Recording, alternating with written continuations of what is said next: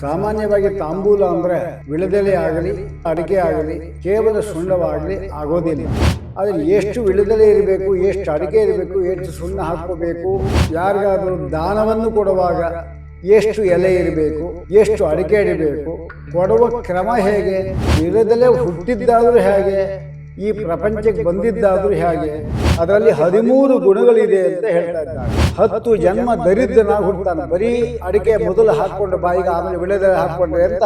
ಸಮುದ್ರ ಮಥನ ಕಾಲದಲ್ಲಿ ಏನಾಯಿತು, ಒಬ್ಬ ವಿಕಾರವಾದ ಪುರುಷ ಗರ್ಭವತಿಯಾದ ರಾಕ್ಷಸಿ ಹೆಂಡತಿ ಕಪ್ಪಾಗಿರ್ತಕ್ಕಂಥ ಒಬ್ಬ ಪುತ್ರ ಅಮೃತಪಾನ ಮಾಡಿರತಕ್ಕಂಥ ಉತ್ಸಾಹದಿಂದ ದೇವತೆಗಳು ಏನು ಮಾಡಿದ್ರು, ದೈತ್ಯರನ್ನ ಹೊಡೆದು ಓಡಿಸ್ಬಿಡ್ತಾರೆ. ದೇವತೆಗಳು ಏನು ಮಾಡಿದ್ರು, ಏನು ಬಳ್ಳಿ ಬಂದಲ್ಲ ತೆಂಗಿನಕಾಯಿಯಲ್ಲಿ 3 ಭಾಗಗಳಿದೆ, ಗ್ಯಾಪ್ಗಳು. ಶ್ರೀ ಗುರುಭ್ಯೋ ನಮಃ ಪರಮಗುರುಭ್ಯೋ ನಮಃ ಶ್ರೀಮದಾನಂದತೀರ್ಥ ಭಗವತ್ಪಾದಾಚಾರ್ಯೇಭ್ಯೋ ನಮಃ. ಆಪಾದಮೌಲಿಪರ್ಯಂತಂ ಗುರುಣಾಂ ಆಕೃತಿಂ ಸ್ಮರೇತ್ ತೇನ ವಿಘ್ನಾಃ ಪ್ರಣಶ್ಯಂತಿ ಸಿದ್ಧ್ಯಂತ್ಯ ಚ ಮನೋರಥಾಃ. ಮೂಕೋಪಿ ಯತ್ ಪ್ರಸಾದೇನ ಮುಕುಂದಶಯನಾಯತೆ ರಾಜರಾಜಾಯತೆ ರಿಕ್ತಃ ರಾಘವೇಂದ್ರಂ ತಮಾಶಯೇ. ಈ ದಿವಸದಲ್ಲಿ ಪ್ರತಿಯೊಬ್ಬರಿಗೂ ಅವಶ್ಯವಾಗಿ ತಿಳಿದುಕೊಳ್ಳಲೇಬೇಕಾಗಿರತಕ್ಕಂಥ ಅಡಿಕೆ, ವಿಳೆದೆಲೆ, ಸುಣ್ಣ ಅಷ್ಟು ಸೇರಿ ತಾಂಬೂಲ ಅಂತ ನಾವು ಕರೀತೇವೆ. ಆ ತಾಂಬೂಲದ ಬಗ್ಗೆ ಸರಿಯಾಗಿ ವಿಚಾರ ಮಾಡಿ ತಿಳ್ಕೊಂಡಾಗ ಅದರ ಸಾಮರ್ಥ್ಯ, ಶಕ್ತಿ ಏನು ಅಂತ ನಮಗೆ ಗೊತ್ತಾಗತ್ತೆ.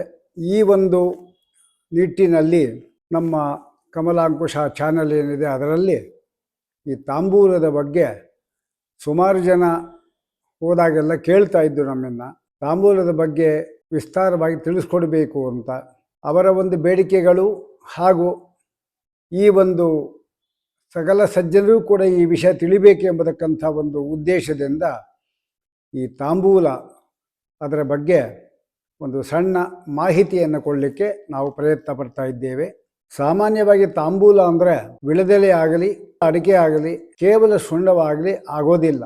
ತಾಂಬೂಲ ಅಂದರೆ 3 ಸೇರಬೇಕು, ವಿಳೆದೆಲೆ ಇರಬೇಕು, ಸುಣ್ಣವೂ ಇರಬೇಕು, ಅಡಿಕೆಯೂ ಇರಬೇಕು. ಆದರೆ ಎಷ್ಟು ವಿಳೆದೆಲೆ ಇರಬೇಕು, ಎಷ್ಟು ಅಡಿಕೆ ಇರಬೇಕು, ಎಷ್ಟು ಸುಣ್ಣ ಹಾಕ್ಕೋಬೇಕು ಅದು ನಮ್ಗೆ ಗೊತ್ತಿಲ್ಲ. ರಾತ್ರಿ ಎಷ್ಟು ಹಾಕ್ಕೋಬೇಕು, ಯಾರಿಗಾದರೂ ದಾನವನ್ನು ಕೊಡುವಾಗ ಎಷ್ಟು ಎಲೆ ಇರಬೇಕು, ಎಷ್ಟು ಅಡಿಕೆ ಇಡಬೇಕು, ಕೊಡುವ ಕ್ರಮ ಹೇಗೆ, ಅಗ್ರವನ್ನು ನಾವಿಟ್ಕೋಬೇಕು, ತೊಟ್ಟನ್ನು ನಾವಿಟ್ಕೋಬೇಕು, ತೆಂಗಿನಕಾಯಿ ಏನಿದೆ ಅದನ್ನೇ ಯಾಕೆ ನಾವು ಯಾವಾಗಲೂ ಉಪಯೋಗ ಮಾಡ್ತೇವೆ ಪೂಜೆಗೆ, ಬಾಳೆಹಣ್ಣನ್ನು ಯಾವಾಗ ಉಪಯೋಗ ಮಾಡ್ತೇವೆ. ಇನ್ನೇ ಒಂದು ಕಾರಣ ಕೊಡ್ಬೋದು, ನಾವು ತೆಂಗಿನಕಾಯಿ ಮತ್ತು ಬಾಳೆಹಣ್ಣು ಯಾವಾಗಲೂ ಸಿಗಕ್ಕಂಥ ಫಲಗಳು ಅದಕ್ಕೆ ಕೊಡ್ತಾ ಇದ್ದೀವಿ ಅಂತ ಹೇಳ್ಬೋದು. ಆದರೂ ಕೂಡ ಇದನ್ನೇ ಸ್ವೀಕಾರ ಮಾಡಲಿಕ್ಕೆ ಒಂದು ವಿಶಿಷ್ಟವಾದ ಕಾರಣ ಇದೆ, ಅದನ್ನು ನಾವು ತಿಳ್ಕೋಬೇಕು. ಇದೆಲ್ಲ ಸಾಮಾನ್ಯವಾಗಿ ಎಲ್ಲರಿಗೂ ಬರುವ ಪ್ರಶ್ನೆನೇ. ಹೋಗಲಿ, ವಿಳೆದೆಲೆ ಹುಟ್ಟಿದ್ದಾದರೂ ಹೇಗೆ, ಈ ಪ್ರಪಂಚಕ್ಕೆ ಬಂದಿದ್ದಾದರೂ ಹೇಗೆ, ಇದೆಲ್ಲವನ್ನೂ ಕೂಡ ವೇದವ್ಯಾಸದೇವರು ಈ ಪ್ರಶ್ನೆ ಬರುತ್ತೆ ಅಂತ ತಿಳ್ಕೊಂಡು ಅವರು ಸ್ಕಾಂದ ಪುರಾಣದಲ್ಲಿ ಇದೆಲ್ಲ ವಿಚಾರವನ್ನು ತಿಳಿಸಿದ್ದಾರೆ. ಅದನ್ನು ನಾವು ಸರಿಯಾಗಿ ತಿಳ್ಕೊಂಡ್ವಿ ಅಂದರೆ ಆಗ ಒಂದರ ಬಗ್ಗೆ ಸಮಗ್ರ ಮಾಹಿತಿ ಅಲ್ಲದೇ ಇದ್ದರೂ ಕೂಡ ಒಂದು ಸ್ವಲ್ಪ ಭಾಗ ನಾವು ತಿಳ್ಕೊಂಡಂತೆ ಆಗತ್ತೆ. ತಿಳ್ಕೊಂಡು ಮಾಡಿದಾಗ ಫಲ ಎಂಬತಕ್ಕಂಥದ್ದು ಜಾಸ್ತಿ ಇದೆ. ಮೊದಲು ನಾವು ತಾಂಚಾಸೌ ಬೋಲಶ್ಚ ತಾಂಬೂಲಂ ಅಂತ ಒಂದು, ತಾಂಚಾಸೌ ಬೂಲಶ್ಚ ಬೋಲ ಅಂತ ತಾಂಬೂಲ, ಅದಕ್ಕೆ ತಮುಕಾಂಕ್ಷಾಯಾಮ್ ಅಂತ ಹೆಸರು. ಆಮೇಲೆ ಬೂಲ ಮಜ್ಜನೆ ಎಂಬತಕ್ಕಂಥ ಧಾತು ದ್ವಯದಿಂದ ಸಿದ್ಧವಾಗಿರ್ತಕ್ಕಂಥ ಈ ತಾಂಬೂಲ ಶಬ್ದ ಅಡಿಕೆ, ಸುಣ್ಣ ಮತ್ತು ಜಗೇಲ್ಪಟ್ಟೆ ವಿಳೆದೆಲೆ ಇದನ್ನೇ ಹೇಳುತ್ತಾರೆ. ಯಾವ ರೀತಿ ಪಾನಕ ಅಂದಾಗ ಬರೀ ಸಕ್ಕರೆ ಮಾತ್ರ ಪಾನಕ ಆಗೋದಿಲ್ಲ, ಬರೀ ನೀರು ಪಾನಕ ಆಗೋದಿಲ್ಲ, ಬರೀ ನಿಂಬೆ ಹಣ್ಣಿನ ರಸ ಪಾನಕ ಅಂದ್ಕೊಳ್ಳೋದಿಲ್ಲ, 3 ಸೇರಿದಾಗ ಅದನ್ನು ಪಾನಕ ಅಂತ ಕರೀತಾರೋ ಹಾಗೆ ಇಲ್ಲಿಯೂ ಕೂಡ ಆ ಪಾನಕ ಏನಿದೆ ಅದಕ್ಕೆ ನಿಯಾಮಕನಾದ ರೂಪ ಪಾನಕ ನರಸಿಂಹ ಅಂತ ಕರೀತಾರೆ. ಹಾಗೆ ತಾಂಬೂಲಕ್ಕೂ ಕೂಡ ಒಂದು ನಿಯಾಮಕವಾದ ರೂಪ ಇದೆ. ಗಂಗಾದೇವಿ ಅದಕ್ಕೆ ಅಭಿಮಾನಿ ದೇವತೆ, ಅದಕ್ಕೆ ನಿಯಾಮಕನಾಗಿ ಪರಮಾತ್ಮ ನಾರಾಯಣ ರೂಪದಿಂದ ಅಲ್ಲಿ ನಿಯಾಮಕನಾಗಿ ಅವಳಿಗೆ ಇರ್ತಾನೆ ಅಂತ ಇದನ್ನು ಕೂಡ ನಾವು ತಿಳ್ಕೋಬೇಕಾಗತ್ತೆ. ಹೀಗಾಗಿ ತಾಂಬೂಲದಲ್ಲಿ ತಾಂಬೂಲಸ್ಯ ಸಖೇ ತ್ರಯೋದಶ ಗುಣಾ ಸ್ವರ್ಗೇಪಿ ತೇ ದುರ್ಲಭಾಃ. ಸ್ವರ್ಗದವರೂ ಕೂಡ ಇಂತಹ ತಾಂಬೂಲ ಸಿಗೋದಿಲ್ಲ, ಮಾನವರಿಗೆ ಸಿಕ್ಕಿದೆ. ಅದರಲ್ಲಿ 13 ಗುಣಗಳಿದೆ ಅಂತ ಹೇಳ್ತಾ ಇದ್ದಾರೆ. ತಾಂಬೂಲದಲ್ಲಿ 13 ಗುಣ. ಈಗಿನ ಕಾಲದಲ್ಲೂ ಯಾರೂ ಕೂಡ ತಾಂಬೂಲ ಹಾಕುವ ಪದ್ಧತಿ ಇಲ್ಲ.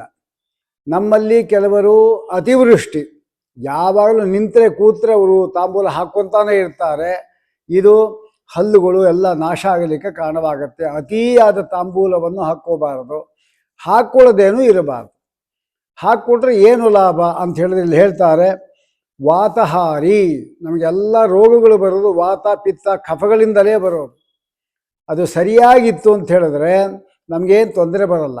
ವಿಷಮ ಆಯಿತು ಅಂದರೆ ಒಂದೊಂದೇ ರೋಗಗಳು ಬರ್ತಕ್ಕಂಥದ್ದಾಗಿದೆ. ಇದನ್ನು ಹಾಕ್ಕೊಂಡಾಗ ನಾವು ಊಟ ಮಾಡಿದಾಗ ಸರಿಯಾಗಿ ಬಾಯಿ ಮುಕ್ಕಳಿಸ್ಲಿಲ್ಲ ಅಂತ ಆದರೆ ಆಗ ಅನ್ನದ ಹನಿಗಳೆಲ್ಲ ಇರ್ತಲ್ಲ, ಅದೆಲ್ಲ ಒಳಗಡೆ ಸೇರಿಕೊಂಡಿರುತ್ತೆ. ಅದು ಕ್ರಿಮಿಯಾಗಿ ಹುಟ್ಟಿ ಆ ಹಲ್ಲುಗಳನ್ನೇ ದುರ್ಬಲವನ್ನಾಗಿ ಮಾಡಿ ಹುಳುಕು ಹಲ್ಲನ್ನಾಗಿ ಮಾಡಿ ಅಂತೂ ಕಿತ್ತಾಕಬೇಕು. ಅಲ್ಲಿವರೆಗೂ ಅದು ತಮ್ಮ ಕೆಲಸವನ್ನು ಮಾಡುತ್ತೆ. ಈ ತಾಂಬೂಲವನ್ನು ಹಾಕ್ಕೊಂಡವರಿಗೆ ಯಾವತ್ತೂ ಕೂಡ ಕ್ರಿಮಿಗಳು ಆ ಹಲ್ಲನ್ನು ಹುಳುಕು ಮಾಡುವುದಿಲ್ಲ. ಈ ವಿಳೆದೆಲೆ ಆ ಪ್ರಾಣಿಗಳಿಗೆ ಅದೇನದು, ಆ ಕ್ರಿಮಿಗಳಿಗೆ ಅದು ಆಂಟಿ ಇದ್ದಾಗದು, ಅದು ಮಾಡೋದಿಲ್ಲ. ಇನ್ನು ಕಫ ಏನಿದೆ ಅದರಿಂದ ಎಷ್ಟೋ ಸಾರಿ ಉಸಿರೇ ನಿಂತೋಗುತ್ತೆ, ಹಂಗಿರುತ್ತೆ.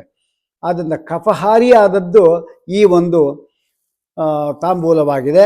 ಅಲ್ಲದೆ ದುರ್ಗಂಧ ನಾಶಕಾರಿ. ಕೆಲವರ ಬಾಯಿ ಹತ್ರ ಬಂದುಬಿಟ್ರೆ ಅವ್ರು ಯಾಕೆ ಮಾತಾಡ್ತಾರೆ ಅನ್ಸುತ್ತೆ, ಆ ರೀತಿ ಇರುತ್ತೆ, ಕೆಟ್ಟ ವಾಸನೆ ಬರ್ತಾ ಇರುತ್ತೆ. ತಾಂಬೂಲವನ್ನು ಹಾಕ್ಕೊಂಡಿರತಕ್ಕಂಥವರಿಗೆ ಬಾಯಿ ವಾಸನೆ ಬರೋದಿಲ್ಲ. ಅಲ್ಲದೆ ಅದಲ್ಲದೆ ಗೃಹಸ್ಥರಿಗೆ ಮಾತ್ರ ಮಹಾ ಉಪಕಾರಿಯಾಗಿರ್ತಕ್ಕಂಥದ್ದಾಗಿದೆ. ಆದರೆ ಯತಿಗಳಿಗೆ ಮಾತ್ರ ಇದು ಹೆಂಡಕ್ಕೆ ಸಮಾನವಾದ್ದರಿಂದ ಇದು ಅವರು ಸ್ವೀಕಾರ ಮಾಡಬಾರದು. ವಿಧವಾ ಸ್ತ್ರೀಯರೂ ಸ್ವೀಕಾರ ಮಾಡಬಾರದು. ಬ್ರಹ್ಮಚಾರಿಗಳು ಕೂಡ ಈ ತಾಂಬೂಲವನ್ನು ಹಾಕ್ಕೋಬಾರದು. ಇದು ಒಂದು ಭಾಗವನ್ನು ನಾವು ತಿಳಿದಾಗಾಯಿತು. ಆಯಿತು, ಎಷ್ಟು ಎಲೆ ಹಾಕ್ಕೋಬೇಕು, ಎಷ್ಟು ಎಲೆ, ಅಡಿಕೆ ಎಷ್ಟು ಹಾಕ್ಕೋಬೇಕು, ಸುಣ್ಣ ಎಷ್ಟು ಹಾಕ್ಕೋಬೇಕು ಅಂತ ಬರುತ್ತೆ. ಯಾವತ್ತೂ ಕೂಡ ಶಾಸ್ತ್ರ ಹೇಳುವಂತೆ ಒಂದು ಬಟ್ಲಡಿಕೆ ಏಕಪೂಗಂ ಸದಾ ಆರೋಗ್ಯಂ. ಒಂದೇ ಒಂದು ಬಟ್ಟಲಡಿಕೆ ಅತ್ಯಂತ ಶ್ರೇಷ್ಠ. ಎರಡು ಹಾಕ್ಕೊಂಡ್ರು ಅಂದರೆ ದ್ವಿಪೂಗಂ ನಿಷ್ಫಲಂ ಭವೇತ್, ವ್ಯರ್ಥ ಅಂತ ಕರೀತಾರೆ. ಆದರೆ 3 ಪೂಗ ಹಾಕ್ಕೋಬೇಕು, 3 ಅಡಿಕೆ, 2 ಹಾಕ್ಕೋಬಾರ್ದು ಅಂತಾಯಿತು. ಅತಿಶ್ರೇಷ್ಠಂ ತ್ರಿಭೂಗಂಚ ಅಧಿಕಂ ನೈವ ದುಷ್ಯತಿ. 2 ಮಾತ್ರ ನಿಷಿದ್ಧ, ಅಷ್ಟೇ ಹೊರತಾಗಿ 1, 3, 5 ಎಷ್ಟು ಬೇಕೋ ಅದನ್ನು ನಾವು ಹಾಕ್ಕೋಬಹುದು. ಆದರೂ ತುಂಬ ಜಾಸ್ತಿಯನ್ನು ಹಾಕ್ಕೊಳ್ಳಿಕ್ಕೆ ಹೋಗಬಾರದು ಅಂತ ಅರ್ಥ. ಇದರಿಂದ ರೋಗಗಳೆಲ್ಲ ಪರಿಹಾರ ಮಾಡುತ್ತೆ. ಅದನ್ನು ಹೇಳ್ತಾರೆ, ಏಕಃ ದ್ವಿ ತ್ರಿ ಚತುಃ ಪಂಚ ಷಟ್ಭಿಃ ಪೂಗ ಫಲೈಃ ಕ್ರಮಾತ್. 1, 2, 3, 4, 5, 6 ಹೀಗೆ ಹೇಳಿದ್ದಾರೆ. ಅದರಲ್ಲಿ 2 ಮಾತ್ರ ಹಾಕ್ಕೋಬಾರದು ಅಂತ ನಿಷೇಧ ಇದ್ದರಿಂದ ಅದನ್ನು ಬಿಟ್ಟು ನಮಗೆ ಲಾಭಾಲಾಭವು ಸುಖಂ ದುಃಖಂ ಆಧಿರ್ ಮರಣಮೇವ. 1 ಹಾಕ್ಕೊಂಡ್ರೆ ಆರೋಗ್ಯ ಲಾಭ, 2 ಹಾಕ್ಕೊಂಡ್ರೆ ಆರೋಗ್ಯ ನಾಶ, 3ರಿಂದ ಸುಖ, 4ರಿಂದ ದುಃಖ ಅಂದರೆ ಹಾಕ್ಕೋಬಾರ್ದು ಅಂತಾಯಿತು. 5ರಿಂದ ಮಾನಸಿಕ ವ್ಯಥೆ, ಅದಕ್ಕೆ ಆಧೀನ್ ಕರೀತಾರೆ. 6 ಅಡಿಕೆ ಸ್ವೀಕಾರದಿಂದ ಮರಣ ಸಮಾನವಾದ ಅನಾರೋಗ್ಯ ಉಂಟಾಗುತ್ತೆ. ಹಾಗಾದರೆ ಎಷ್ಟು ನಾವು ತಗೋಬೇಕು? 1 ತಗೋಬೋದು, 3 ತಗೋಬೋದು, 4 ತಗೋಬೋದು, ಇನ್ಯಾವುದು ತಗೊಳ್ಳಿಕ್ಕಿಲ್ಲ ಅಂತಾಯಿತು. ಅಷ್ಟೇ ಅಡಿಕೆಯನ್ನು ಕುಟ್ಟಿ ನಾವು ಪುಡಿ ಮಾಡಿ ಅದನ್ನು ಉಪಯೋಗ ಮಾಡ್ಕೋಬೇಕು ಎಂಬುದು ಶಾಸ್ತ್ರದ ತಾತ್ಪರ್ಯ. ಇನ್ನು ವಿಳೆದೆಲೆ ಇದಲ್ಲ, ಅದೆಷ್ಟು ಅಂತ ಪ್ರಶ್ನೆ ಬಂದರೆ, ತತಪೂಗೇನ ಪತ್ರಾಣಿ ಪ್ರಾತಃ. ನೀವು ಬೆಳಿಗ್ಗೆ ಏನಾದರೂ ಹಾಕ್ಕೊಳ್ಳೋದಾದರೆ, ವಸ್ತುತಃ ಬೆಳಿಗ್ಗೆ ಅಂದರೆ ಊಟ ಆದಮೇಲೆ ಹಾಕ್ಕೋಬೇಕಿದನ್ನು, ಸುಮ್ಮನೆ ಹಾಕ್ಕೋಬಾರದು. ಆದರೆ 3 ಎಲೆಯನ್ನು ಹಾಕ್ಕೋಬೇಕು. ಬೆಳಿಗ್ಗೆ ಏನಾದರೂ ನಾವು ವಿಳೆದೆಲೆ ಹಾಕ್ಕೊಳ್ಳೋದಾದರೆ ಪ್ರಾತಃ ಕಾಲ ಊಟ ಮಾಡಿ ನಾವು ಹೋಗಬೇಕಾಗತ್ತೆ. ಅಂಥ ಸಂದರ್ಭದಲ್ಲಿ ಅದೇ ದ್ವಾದಶಿ ಬಿಟ್ಟಿದು, ಯಾಕೆ ದ್ವಾದಶಿ ತಾಂಬೂಲ ಹಾಕ್ಕೊಳ್ಳೇಬಾರದು. 3 ಎಲೆಗಳನ್ನು ಸ್ವೀಕಾರ ಮಾಡಬೇಕು. ಮಧ್ಯಾಹ್ನ 4, ರಾತ್ರಿ 6 ಎಲೆಗಳನ್ನು ಸ್ವೀಕಾರ ಮಾಡಬೇಕು. ಸ್ಪಷ್ಟವಾಗಿ ಶಾಸ್ತ್ರದಲ್ಲಿ ಹೇಳಿದ್ದಾರೆ. ಮಧ್ಯಂದಿನೇತು ಚತ್ವಾರಿ ಸಾಯಂ ಷಡ್ಭಿಃ ಸಮಾಚರೇತ್. ಕೆಲವರೇನು ಮಾಡ್ತಾರೆ ಅಂದರೆ ಅಡಿಕೆಯನ್ನು ಮೊದಲು ಬಾಯಿಲ್ ಹಾಕ್ಕೊಂಡು ಆಮೇಲೆ ವಿಳೆದೆಲೆಯನ್ನು ಹಾಕ್ಕೊತಾರೆ. ಇದು ಮಹಾ ನಿಷಿದ್ಧ. ಅಡಿಕೆ, ವಿಳೆದೆಲೆ, ಸುಣ್ಣ 3 ಕೂಡ ಒಟ್ಟಿಗೆ ಹಾಕಿ ಹಲ್ಲು ಗಟ್ಟಿ ಇದ್ದರೆ ಹಾಗೆ ಅಗಿಯೋದು, ಅದಿಲ್ಲ ಅಂದರೆ ಕುಟ್ಟಾಣಿಯಲ್ಲಿ ಕುಟ್ಟಿ ಅದನ್ನು ನಾವು ಸ್ವೀಕಾರ ಮಾಡಬೇಕಾಗತ್ತೆ. ಅದನ್ನು ನಿಷೇಧ ಅಂತಾರೆ. 10 ಜನ್ಮ ದರಿದ್ರನಾಗಿ ಹುಡ್ತಾನೆ, ಬರೀ ಅಡಿಕೆ ಮೊದಲು ಹಾಕ್ಕೊಂಡು ಬಾಯಿಗೆ ಆಮೇಲೆ ವಿಳೆದೆಲೆ ಹಾಕ್ಕೊಂಡ್ರೆ ಅಂತ. 10 ಜನ್ಮ ದರಿದ್ರ ಸ್ಯಾತ್ ಅಂತ್ಯೇತ ನಹರಿಮ ಸ್ಮರೇ, ಅಂತ್ಯಕಾಲದಲ್ಲಿ ಪರಮಾತ್ಮನ ಸ್ಮರಣೆಯೂ ಬರುವುದಿಲ್ಲ ಅಂತವರಿಗೆ. ಆದ್ದರಿಂದ ಅದನ್ನು ನೋಡಬೇಕು, 3 ಒಟ್ಟಿಗೆ ಸ್ವೀಕಾರ ಮಾಡಬೇಕು ಅಂತ ತಾತ್ಪರ್ಯ. ಇನ್ನು ಕೆಲವರೇನೋ ಹೆಂಡತಿ ಮೇಲೆ ಭಾರಿ ಅಭಿಮಾನ, ಪ್ರೀತಿ, ತಾಂಬೂಲ ಎಂಬತಕ್ಕಂಥದ್ದು ನಮಗೆ ಹಾಕ್ಕೊಳ್ಳಿಕ್ಕೆ ಶುರು ಆಗೋದು ಬ್ರಹ್ಮಚಾರಿಗಳು ಹಾಕ್ಕೋಬಾರ್ದು ಅಂತ ಹೇಳಿದ್ವಲ್ಲ. ಮದುವೆಯಲ್ಲಿ ನಾಗೋಲಿ ಶಾಸ್ತ್ರ ಅಂತ ಮಾಡ್ತಾರೆ. ನಾಗಬಲ್ಲಿ ಅಂದರೆ ಏನು, ವಿಳೆದೆಲೆ ಅಂತ ಹೆಸರು ನಾಗಬಲ್ಲಿ ಅಂದರೆ. ಆಗ ಗಂಡ ಹೆಣ್ಣಂದಿರು ಆ ಕಾರ್ಯಕ್ರಮ ಎಲ್ಲ ಮುಗಿದ ಮೇಲೆ ತಾಂಬೂಲವನ್ನು ಹಾಕ್ಕೊಳ್ಳೋ ಪದ್ಧತಿ. ಈಗ ಅದು ಕೂಡ ಪುರೋಹಿತರು ಬಿಟ್ಟರು, ಅದು ಇಲ್ಲೇ ಇಲ್ಲ ಅಂತೂ ಹಾಕ್ಕೋಬೇಕು. ಅದನ್ನು ಅಲ್ಲಿ ಗಿಡ ಬರಿಬೇಕು, ಸರೋವರ ಬರೆದು ಒಂದು ಮತ್ತ ಮಾತಂಗ, ಆಮೇಲೆ ಭದ್ರ ಮಾತಂಗ ಅಂತ 2 ಆನೆಗಳನ್ನು ಬರೆದು ವಿಳೆದೆಲೆಯ ಚಿತ್ರ ಬರೆದು ಆ ವಿಳೆದೆಲೆ ಪೂಜೆ ಮಾಡಿ ನಾವು ದೇವತೆಗಳ ಸಮರ್ಪಣೆ ಮಾಡಿ ಅದನ್ನು ವಧು ಆದವಳು ವರನಿಗೆ ಹಾಕ್ಕೊಡ್ಬೇಕು. ಅವತ್ತಿಂದ ತಾಂಬೂಲವನ್ನು ತಪ್ಪದೆ ಹಾಕ್ಕೋಬೇಕು. ದಶಮಿ, ಏಕಾದಶಿ ಮತ್ತು ದ್ವಾದಶಿ 3 ದಿವಸ ಕೂಡ ಹರಿದಿವಸವಾದ್ದರಿಂದ ಅವತ್ತು ಯಾವುದೇ ಅಲಂಕಾರಾದಿಗಳು ಇಲ್ಲ. ಆದ್ದರಿಂದ ತಾಂಬೂಲವನ್ನು ಅವತ್ತು ಹಾಕ್ಕೋಬಾರ್ದು. ಇನ್ನು ಕೆಲವು ನಿಷಿದ್ಧ ದಿವಸಗಳಿದೆ, ಅದು ಮುಂದೆ ಪ್ರಸ್ತಾಪ ಮಾಡ್ತಾ ಇದ್ದೇವೆ. ಇನ್ನು ಹೆಂಗಸರೇ ಮಾಡ್ತಾರೆ, ಅವರು ಕೊಡುವಾಗ ಕೈಯಲ್ಲಿ ಇಸ್ಕೊಂಬಲ್ಲ. ಅದೇನೋ ಪ್ರೀತಿ ಹೆಂಡತಿ ಮೇಲೆ ಇರಬೇಕಾಗಿದ್ದೆ, ಅವಳ ಕೈಯಿಂದ ನೇರವಾಗಿ ಬಾಯಲ್ಲಿ ಇಸ್ಕೊಳ್ಳೋದು, ಇದು ಮಾಡಬಾರದು ಅಂತ ಹೇಳ್ತಾ ಇದ್ದಾರೆ. ಸ್ತ್ರೀ ಹಸ್ತೇನ ನಕಾಥವಿಯಂ ವಾಮಹಸ್ತೇನ ವಾ ಪುನಃ, ಎಡಗೈಯಿಂದಾಗಲಿ ಸ್ವೀಕಾರ ಮಾಡಬಾರದು. ಈ ರೀತಿ ಮಾಡೋದ್ರಿಂದ ಎಡದ ಕೈಯಲ್ಲೂ ತಿನ್ನಬಾರದು. ಅವರು ಕೊಟ್ಟರೆ ನೇರವಾಗಿ ಬಾಯಿಂದ ಅವರ ಕೈಯಿಂದ ಇಸ್ಕೋಬಾರದು. ಇನ್ನು ಏನಂದರೆ, ಈ ಸಮುದ್ರ ಮಥನ ಕಾಲ ಆಯಿತು, ಸಮುದ್ರ ಮಥನ ಕಾಲ ಆಯಿತು. ಆ ಸಮುದ್ರ ಮಥನ ಕಾಲದಲ್ಲಿ ಒಂದು ವಿಶೇಷ ನಡೆಯಿತು. ಸ್ಕಾಂದ ಪುರಾಣದಲ್ಲಿ ಹೇಳುವಾಗ ಒಂದು ಮಾತು ಹೇಳ್ತಾರೆ. ಸಮುದ್ರ ಮಥನ ಕಾಲದಲ್ಲಿ ಏನಾಯಿತು, ಸಮುದ್ರ ಮಥನ ನಡೀತಾ ಇದೆ. ಮೊಟ್ಟ ಮೊದಲು ಬಂದಿದ್ದು ನಾವು ವಿಷ ಅಂತ ಅಂದ್ಕೊಂಡಿದ್ದೇವೆ, ಆಮೇಲೆ ಮದ್ಯ ಬಂತು, ಆಮೇಲೆ ಅಮೃತ ಬಂತು, ಆಮೇಲೆ ಒಂದೊಂದೇ ವಸ್ತುಗಳೆಲ್ಲ 14 ವಸ್ತುಗಳು ಬಂತು ಅಂತ ಹೇಳ್ತಾ ಇದ್ದೇವೆ. ಅದು ಸ್ಕಾಂದ ಪುರಾಣ ಒಂದು ವಿಶೇಷವನ್ನು ಹೇಳುತ್ತೆ. ಏನದು?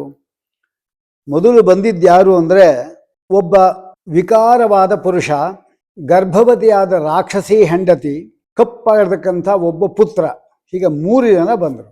ವಿಕಾರವಾದ ಒಬ್ಬ ಪುರುಷ, ಗರ್ಭವತಿಯಾಗಿರ್ತಕ್ಕಂಥ ರಾಕ್ಷಸಿ ಹೆಂಡತಿ, ಕಪ್ಪಾಗಿ ಕುಳ್ಳಾಗಿರ್ತಕ್ಕಂಥ ಅವನ ಮಗ, ಈ 3 ಜನ ಸಮುದ್ರ ಮಥ ಕಾಲದಲ್ಲಿ ಬಂದಿದ್ದಾರೆ. ಮೊಟ್ಟ ಮೊದಲು ಬಂದಿದ್ದು ಯಾರು ಕೊಡಬೇಕು ಅಂತ ವಿಚಾರ ಬಂತು. ಬ್ರಹ್ಮದೇವರು ಮೊಟ್ಟ ಮೊದಲು ಹುಟ್ಟಿದ್ರಲ್ವಾ, ಅವರಿಗೆ ಕೊಟ್ಬಿಡೋಣ ಅಂಥೇಳಿ ಅವರಿಗೆ ಕೊಟ್ಟರು. ಬ್ರಹ್ಮದೇವರಾಯ್ತಪ್ಪ ಅಂತ ಕೊಟ್ಟರು. ಅನಂತರ ಏನಾಯಿತು ಅಂದರೆ, ವಿಷ ಮತ್ತು ಮದ್ಯ ಎಲ್ಲ ವಸ್ತು ಉದಯ ಆಗಿದೆ. ಧನ್ವಂತರಿ ದೇವ ಅಮೃತವನ್ನು ಸ್ವೀಕಾರ ತಗೊಂಡು ಬಂದಿದ್ದಾನೆ. ದೇವತೆಗಳೆಲ್ಲ ಅವರ ಕೈಯಿಂದ ದೈತ್ಯರು ಅಮೃತ ಕಲಶವನ್ನು ಅಪಹಾರ ಮಾಡಿದ್ದಾರೆ. ಮುಂದೆ ಭಗವಂತ ಮೋಹಿನಿ ವೇಷ ಧರಿಸಿ ದೈತ್ಯರನ್ನು ವಂಚನೆ ಮಾಡಿ ಅಮೃತಪಾನ ದೇವತೆಗೆ ಕೊಟ್ಟ. ಇದೆಂದೇ ಆಯಿತು, ಯಾರು ಅಮೃತಪಾನ ಮಾಡಿದರೂ ಅವರ ಮಾತ್ರ ಮೋಕ್ಷಕ್ಕೆ ಯೋಗ್ಯ ಅಂತ ಗೊತ್ತಾಯಿತು. ದೈತ್ಯರಿಗೆ ಮೋಕ್ಷಕ್ಕೆ ಯೋಗ್ಯ ಅಲ್ಲ ಅಂತ ನಮ್ಗೆ ಗೊತ್ತಾಯಿತು. ಅಮೃತಪಾನ ಮಾಡಿರತಕ್ಕಂಥ ಉತ್ಸಾಹದಿಂದ ದೇವತೆಗಳು ಏನು ಮಾಡಿದ್ರು, ದೈತ್ಯರನ್ನು ಹೊಡೆದು ಓಡಿಸ್ಬಿಡ್ತಾರೆ. ಆ ಯುದ್ಧದ ಸಮಯದಲ್ಲಿ ಆ ಅಮೃತದ ಕಲಶ ಇತ್ತಲ್ಲ, ಅದನ್ನು ಐರಾವತ ಇತ್ತು. ಐರಾವತವನ್ನು ಕಟ್ಟಿರತಕ್ಕಂಥ ಸ್ತಂಭ ಇರ್ತಲ್ಲ, ಆ ಕಂಬದ ಕೆಳಗೇನೆ ಪಾತ್ರೆ ಇಟ್ಟಿದ್ರು, ಅಮೃತದ ಪಾತ್ರೆ ಇಟ್ಟಿದ್ರು. ಇಲ್ಲೇ ಆಯಿತು, ಐರಾವತ ನನ್ನನ್ನು ಯುದ್ಧಕ್ಕೆ ಬಿಡಲಿಲ್ಲ ಎಂಬ ಕೋಪದಿಂದಲೆಂಬಂತೆ ಅದಕ್ಕೊಂದು ಮದರಸ ಬರುತ್ತೆ. ಐರಟ್ ಅಂತ ಅದಕ್ಕೆ ಹೆಸರು, ಮದರಸ ಅದು ಬರುತ್ತೆ. ಆ ಮದರಸ ಏನಾಯಿತು ಅಂದರೆ, ಅದಕ್ಕೆ ಕಟ್ಟಾಕ್ಬಿಟ್ಟಿದ್ದಾರೆ, ಯುದ್ಧಕ್ಕೆ ಹೋಗಬೇಕು ಅಂತ ಒಂದು ಹಂಬಲ, ಆದರೆ ಹೋಗ್ಲಿಕ್ಕಾಗ್ತಾ ಇಲ್ಲ. ಆ ಕೋಪದಿಂದ ಮದರಸ ಬಂತು. ಅದೇನಾಯಿತು, ಅಮೃತದ ಪಾತ್ರೆ ಇತ್ತಲ್ಲ ಅದರಲ್ಲಿ ಒಂದು 2-3 ಹನಿ ಬಿದ್ದೋಯ್ತು. ಬಿದ್ದ ಕೂಡಲೇ ಒಂದು ಗಿಡ ಬಂತು, ಅದು ನಾಗವಲ್ಲಿ. ನಾಗ ಅಂದರೆ ಆನೆ, ಒಲ್ಲಿ ಅಂದರೆ ಬಳ್ಳಿ. ಅಂದರೆ ಅಮೃತದ ಸಂಪರ್ಕದಿಂದ ಹುಟ್ಟಿದ್ದಾದ್ದರಿಂದ ಇದು ವಿಳೆದೆಲೆಯಲ್ಲಿ ಅಮೃತದ ಸಂಪರ್ಕವೂ ಇದೆ ಅಂತಾಯಿತು. ಆದ್ದರಿಂದ ರೋಗ ಮಾಡುವ ಶಕ್ತಿ ಆ ವಿಳೆದೆಲೆಯಲ್ಲಿ ಇದೆ ಅಂತ ಅರ್ಥ ಮಾಡ್ಕೋಬೇಕು ನಾವು. ಆದ್ದರಿಂದ ಐರಾವತ ಇದಲ್ಲ, ಅದು ಅಮೃತದ ಕಲಶ ಬಿದ್ದ ಕೂಡಲೇ ಐರಾವತದ್ದು ಮದೋದಕ ಅಮೃತದ ಜೊತೆಗೆ ಬೆಳೆಯಿತು ಒಂದು ಬಳ್ಳಿ. ಅದು 13 ಗುಣಗಳನ್ನು ಒಂದು ಪಡ್ಕೊಂಡಿತ್ತು. ಅಂತಹ ಒಂದು ವಿಳೆದೆಲೆ ಬಂದಿದೆ. ಯಾಕೆ ನಾಗಬಲ್ಲಿ ಅಂತ ಹೇಳ್ತಾರೆ ಬಂತು. ದೇವತೆಗಳೆಲ್ಲ ಏನು ಮಾಡಿದ್ರು, ಏನು ಒಂದು ಬಳ್ಳಿ ಬಂತಲ್ಲ ಅಂತ ಹೇಳಿ ಒಂದೊಂದು ಎಲೆ ಬಾಯಲ್ಲಿ ಹಾಕ್ಕೊಂಡು ನೋಡಿದರು. ಅವರಿಗೆ ಒಂದು ಒಳ್ಳೆ ಹೊಸ ಚೈತನ್ಯ ಬಂತು. ಅದರಿಂದ ಅವರೇ ಮಾಡಿದ್ರು ನಾಗವಲ್ಲಿ ಅಂತ ಹೆಸರಿಟ್ಟರು ಅದಕ್ಕೆ. ವಲ್ಲಿ ಅಂದರೆ ಬಳ್ಳಿ, ನಾಗ ಅಂತ ಸರ್ಪ ಅಲ್ಲ, ಇಲ್ಲಿ ಆನೆ ಅಂತ ತಗೋಬೇಕು. ಲೋಕದಲ್ಲಿ ವಿಳೆದೆಲೆ ಅಂತ ಅದಕ್ಕೆ ಹೆಸರು ಬಂತು. ನಾಗ ಎಂಬತಕ್ಕಂಥ ಒಂದು ಸರ್ಪ ಎಂಬ ಅರ್ಥವೂ ಕೂಡ ಇದೆ. ಇದು ಸರ್ಪದಂತೆ ಉದ್ದವಾದ ಬಳ್ಳಿ ಇರೋದ್ರಿಂದ ನಾಗವಲ್ಲಿ ಅಂತ ಹೇಳಿದ್ರು ಪರವಾಗಿಲ್ಲ. ನಾಗಾಹ ಇವ ದೀರ್ಘಾಹ ಒಲ್ಲಿ ನಾಗವಲ್ಲಿ ಅಂತ ಕೂಡ ವ್ಯಾಖ್ಯಾನವನ್ನು ಬರೆದಿದ್ದಾರೆ. ಇದು ತಾಳಿದ ಮೇಲೆ, ಜನ್ಮ ತಾಳಿದ ಮೇಲೆ ಧನ್ವಂತರಿ ದೇವ ಆ ಎಲೆಗೆ ಯಾವ್ಯಾವ ವಸ್ತುಗಳನ್ನು ಸೇರಿಸಿದರೆ ರೋಗನಾಶಕ ಗುಣಗಳೇನಿದೆ ಅದೆಲ್ಲ ಬರುತ್ತೆ ಎಂಬುದಾಗಿ ಆ ಧನ್ವಂತರಿಗೆ ಗೊತ್ತಿಲ್ವೇನು, ಸಮಸ್ತ ಪ್ರಪಂಚಕ್ಕೆ ಸೃಷ್ಟಿಕರ್ತ ಅವನು. ಅದಕ್ಕೆ ಅಡಿಕೆಯನ್ನು ಸೇರಿದ್ದ. ದಂತ ಗಟ್ಟಿಯಾಗಲಿಕ್ಕೋಸ್ಕರವಾಗಿ ಖದಿರ ಅಂತ ಕರಿತೀವಿ, ಕಾಚು ಅಂತ ಕರೀತಾರೆ, ಅದನ್ನು ಸೇರಿದ್ದ. ಅಲ್ಲದೆ ಸುಣ್ಣವನ್ನು ಸೇರಿಸಿ ಕೆಂಪಾಗುವಂತೆ ಮಾಡಿದರು. ಧನ್ವಂತರಿ ಮನ್ಮಥನ ತಾಂಬೂಲದಲ್ಲಿ ವಾಸ ಮಾಡಲಿ ಅಂತ ವರ ಬೇರೆ ಕೊಟ್ಟ. ಆದ್ದರಿಂದ ಕಾಮೋದ್ರೇಕವೂ ಆಗತ್ತೆ ಅಂತ ಅರ್ಥ ಆಯಿತು. ಈ ಮಧ್ಯದಲ್ಲಿ ಇಂದ್ರದೇವರೇ ಇದ್ದಾರೆ, ದೇವತೆಗಳೆಲ್ಲರೂ ಕೂಡ ಇದೆಲ್ಲ ಸೇರಿಸಿಬಿಟ್ಟು ಹಾಕ್ಕೊತಾ ಇದ್ರು. ಒಳ್ಳೆಯ ಒಂದು ರೀತಿಯಾದ ಒಂದು ಅವರಿಗೆ ಹುರುಪು, ಉತ್ಸಾಹ, ಚೈತನ್ಯ ಬರ್ತಾ ಇತ್ತು. ಒಂದು ಸಾರಿ ಏನಾಯಿತು, ವತ್ಸರಕ ರಾಜ ಅಂತ ಒಬ್ಬ ರಾಜ, ಅವನು ಧರ್ಮದ ಕಟ್ಟಳೆಯನ್ನೇ ಮೀರ್ಲಿಕ್ಕೆ ಶುರು ಮಾಡಿದ. ಅವನ ರಾಜ್ಯದಲ್ಲಿ ವೇದಾಧ್ಯಯನ, ಯಜ್ಞಾದ ಧರ್ಮ ಕಾರ್ಯಗಳೆಲ್ಲ ಲುಪ್ತಪ್ರಾಯ ಆಗೋದವು. ಯಾಕೆ ಅಂದರೆ ಈ ವತ್ಸಕ ರಾಜ ಏನಾದ ಇಂದ್ರದೇವರೇನಿದ್ದಾರೆ ಅವರ ಸ್ವರ್ಗಕ್ಕೆ ಆಗಾಗ ಬರ್ತಾ ಇದ್ದ. ಇಂದ್ರದೇವ ತಾಂಬೂಲ ಹಾಕ್ಕೊತಾ ಇದ್ದ. ಆ ವತ್ಸರಕ ಕೇಳ್ದ, ಏನು ಹಾಕ್ಕೊತಾ ಇದ್ದಲ್ಲಿ ಏನದು ಅಂತ ಕೇಳ್ದ. ಇದು ನಾಗವಲ್ಲಿ ಅಂತ ಹೇಳ್ದ. ಅವನಿಗೂ ಕೊಟ್ಟ, ನೀ ತಗೋ ಅಂತ ಹೇಳ್ಬಿಟ್ಟು ಅವನು ಹಾಕ್ಕೊಂಡ. ಅವನು ಕೂಡ ಒಳ್ಳೆಯ ಹುರುಪು ಎಲ್ಲ ಬಂತು, ಚೈತನ್ಯ ಬಂತು, ಒಂಥರ ನಮಗೆ ಏನು ಕೆಲಸ ಮಾಡಬಲ್ಲೆ ಎಂಬತಕ್ಕಂಥ ಒಂದು ಧೈರ್ಯ ಅದೆಲ್ಲ ಬಂತು. ಇದು ನೋಡಿ ನನಗೂ ಒಂದು ಗಿಡದ ಬಳ್ಳಿ ಕೊಟ್ಟರೆ ನಾನು ತೊಗೊಂಡೋಗ್ತೇನೆ ಅಂದ. ಸರಿ, ಆ ಪ್ರಕಾರವಾಗಿ ಸ್ವರ್ಗದಿಂದ ಅದು ಭೂಮಿಗೆ, ಆ ವತ್ಸರಕ ರಾಜ ಏನಿದ್ದಾನೆ ಅವನಿಂದ ಈ ಭೂಮಿಗೆ ಬಂತು. ಬಂದ ಗಿಡ ಹಾಕಿಸ್ಕೊಂಡ. ಎಲ್ಲರೂ ಒಬ್ಬೊಬ್ಬರು ಅದೇ ಒಂದು ಕೊಂಬೆ ಒಂದು ಇಷ್ಟದ ತುಂಡು ಹಾಕಿದರೂ ಕೂಡ ಆ ಬೇರು ಗಟ್ಟಿ ಇತ್ತು ಅಂದರೆ ಗಿಡ ಬಂದ್ಬಿಡುತ್ತೆ. ಅದಕ್ಕೆ ಏನಾದರೂ ಸಪೋರ್ಟ್ ಇರಬೇಕಷ್ಟೆ, ಆಗ ಬೇಗ ಬರುತ್ತೆ. ಸೂರ್ಯನ ಕಿರಣ ಬೀಳುವಂತಿರಬೇಕು, ಇನ್ನೂ ಬೇಗ ಗಿಡ ಬೆಳೆಯುತ್ತೆ. ಆದ್ದರಿಂದ ಒಂದು ಚಪ್ರಾಂಕು ಹಾಕಿಬಿಟ್ರೆ ವಿಸ್ತಾರವಾಗಿ ಹರಡು ಬರುತ್ತೆ, ಎಲೆಗಳು ಅಗಲವಾಗಿ ಬಿಡುತ್ತೆ. ಈ ಪಾಠಗಳೆಲ್ಲ ಹಾಕಿದರೆ ಬರಲ್ಲ. ಹಾಗಾಗಿ ಅದು ಬಂತು. ಇಡೀ ಭಾರತ ಭೂಮಂಡಲ ಪೂರ್ತಿ ಆ ವಿಳೆದೆಲೆ ತುಂಬೋಯಿತು. ಇದರಿಂದ ಎಲ್ಲರೂ ಕೂಡ ಇದನ್ನು ಹಾಕೊಳ್ಳಿ ಶುರು ಮಾಡಿದ್ರು. ಮನ್ಮಥ ಇರೋದರಿಂದ ಕಾಮೋದ್ರಿಕ್ತರಾಗಿ ಅವರು ಧರ್ಮ ಕಾರ್ಯಗಳನ್ನು, ವೇದಾಧ್ಯಯನ ಬಿಟ್ಟುಬಿಟ್ಟು ಅವರು ಬರೀ ಕಾಮ ವಿಚಾರದಲ್ಲಿ ಅವರು ಮುಳುಗಿದ್ದಾರೆ. ಇದರಿಂದ ಯಮನಿಗೆ ಕೆಲಸ ಜಾಸ್ತಿ ಆಯಿತು. ಎಲ್ಲರೂ ಅನ್ಯಾಯ ಮಾಡೋದು, ಇದೇ ಕಾಮದಲ್ಲಿ ಅದು ಬೇಕು ಇದು ಬೇಕು ಎಂಬತಕ್ಕಂಥ ಆಸೆ, ಇದೆಲ್ಲ ಜೀವನ ಕಳೆದ್ರು. ಯಮಧರ್ಮನಿಗೆ ಕೆಲಸ ಜಾಸ್ತಿ ಆಯಿತು. ಆಗ ಅವರೇ ಮಾಡಿದ್ರು, ಬ್ರಹ್ಮನ ಹತ್ರ ಹೋಗಿ ಹೇಳ್ತಾರೆ, ಒಂದು ನಿಮಿಷವೂ ಕೂಡ ನನಗೆ ಪುರುಸುತ್ತಿಲ್ಲ, ಪಾಪಿಗಳೆಲ್ಲ ಬರ್ತಾನೇ ಇದ್ದಾರೆ, ಪಾಪಿಗಳನ್ನು ಶಿಕ್ಷೆ ಕೊಡೋದೇ ನಮ್ಮದಾಗಿದೆ ಅಂತ ಹೇಳಿದಾಗ ಅವರು ಹೇಳ್ತಾರೆ, ಹಾಗಾದರೆ ಕಾರಣ ಏನು ಅಂದರೆ ಇದೇ ಕಾರಣ, ತಾಂಬೂಲ ಅಂತ ಗೊತ್ತಾಯಿತು. ಇಂದ್ರಾದಿ ದೇವತೆಗಳು ಬ್ರಹ್ಮದೇವರನ್ನು ಸಮೀಪಿಸಿ ಧರ್ಮದ ಬಾಹಿರತೆಯನ್ನು ತಿಳಿಸಿದರು. ಆ ಹಿಂದೆ ಹುಟ್ಟಿದ್ದ ದರಿದ್ರ ಅವನ ಹೆಂಡತಿ ಇದ್ದಲ್ಲ, ಅವರು ಆ ಮೂಜನನ್ನು ಕರೆದ. ಬ್ರಹ್ಮದೇವ ಕರೆದುಬಿಟ್ಟು ಆ ವಿಳೆದೆಲೆ ಇದಲ್ಲ ಅದರಲ್ಲಿ ಸಂಸಾರ ಸಹಿತನಾಗಿ ನೀನು ವಾಸ ಮಾಡು. ಎಲ್ಲಿ? ತೊಟ್ಟು ಅಗ್ರಭಾಗ ಮಧ್ಯದಲ್ಲಿ ಒಂದು ಸೆರೆಗಳಿರುತ್ತೆ, ನಾಡಿಗಳು, ಅದರಲ್ಲಿ ವಾಸ ಮಾಡು ಅಂತ ಹೇಳಿದರು. ಯಾರು ಅದನ್ನು ತೊಟ್ಟು ಮತ್ತು ಅಗ್ರಭಾಗವನ್ನು ತೆಗೆಯದೆ ಆ ಸೆರೆಗಳಿರುತ್ತಲ್ಲ ಅಂದರೆ ನಾಡಿಗಳು, ಅದನ್ನು ಕೂಡ ತೆಗೆಯದೆ ತಾಂಬೂಲವನ್ನು ಯಾರು ಹಾಕ್ಕೊಂತಾರೆ ಅಂಥ ವ್ಯಕ್ತಿಗಳ ಮನೆಯಲ್ಲಿ ನೀನು ವಾಸ ಮಾಡು ಎಂಬುದಾಗಿ ಬ್ರಹ್ಮದೇವ ಹೇಳಿದರು. ಅಂದರೆ ಅವರಿಗೆಲ್ಲ ದಾರಿದ್ರ್ಯ ಉಂಟು ಬರುತ್ತೆ ಅಂತ ಅರ್ಥ. ಹಾಗೆ ಹರಿದು ಹೋಗಿರತಕ್ಕಂಥ ಎಲೆಯನ್ನು ಕೂಡ ನಾವು ತಿನ್ನಬಾರದು, ಅದನ್ನು ನೈವೇದ್ಯಕ್ಕೂ ಇಡ್ಲಿಕ್ಕೆ ಬರೋದಿಲ್ಲ. ರಾತ್ರಿಯಲ್ಲಿ ಈ ಏನೇನೋ ಇರುತ್ತಲ್ಲ, ಯಾವುದೋ ಕಾಚಂತೆ ಅದಂತೆ ಏನೇನೋ 50 ವಸ್ತುಗಳು ಹಾಕ್ತಾರೆ, ಅದನ್ನು ಅದ್ಯಾವುದೂ ರಾತ್ರಿಯಲ್ಲಿ ಹಾಕಬಾರ್ದು. ಕೇವಲ ಅಡಿಕೆ, ವಿಳೆದೆಲೆ, ಸುಣ್ಣ ಇಷ್ಟು ಮಾತ್ರ ಅಷ್ಟೇ. ಬೇಕಾದ್ರೆ ಲವಂಗ ಬೇಕಾದ್ರೆ ಹಾಕ್ಕೋಬೋದು. ಇನ್ನು ಈ ಕಾಚು ಖಾದ್ಯ ಅದೆಲ್ಲ ಹಾಕ್ಕೋಬಾರ್ದು. ಯಾರು ಅದನ್ನು ಹಾಕ್ಕೊಂತಾರೋ ಅಂಥವರ ಮನೆಯಲ್ಲಿ ದಾರಿದ್ರ್ಯ, ಅವನ ಸಂಸಾರ ವಾಸ ಮಾಡಲಿ ಅಂತ ಹೇಳಿದ್ರು. ಆದ್ದರಿಂದ ನಾವು ಎಲೆ, ಹರಿದಿರತಕ್ಕಂಥ ಎಲೆ ಆಗಲಿ ಅಥವಾ ಅಗ್ರ ಅಥವಾ ತೊಟ್ಟು ಆ ಶಿರಾಗಳನ್ನು ತೆಗೆಯದೆ ನಾವು ತಿನ್ನಬಾರದು. ನಾವು ತಿನ್ನೋ ಮೊದಲು ಯಾವತ್ತೂ ಕೂಡ ಬ್ರಾಹ್ಮಣನಿಗೆ ತಾಂಬೂಲವನ್ನು ನೀಡಿ, ಆ ಬ್ರಾಹ್ಮಣ ತಾಂಬೂಲ ನೀಡುವಾಗಲೂ ಅಷ್ಟೇ ಅದನ್ನು ದೇವರ ಮುಂದೆ ಇಟ್ಟು ನೈವೇದ್ಯ ಮಾಡಿ ಅನಂತರದಲ್ಲಿ ಕೊಡಬೇಕು. ಇದರಿಂದ ದೋಷ ನಮಗೆ ಬರೋದಿಲ್ಲ ಅಂತ ಹೇಳ್ತಾರೆ.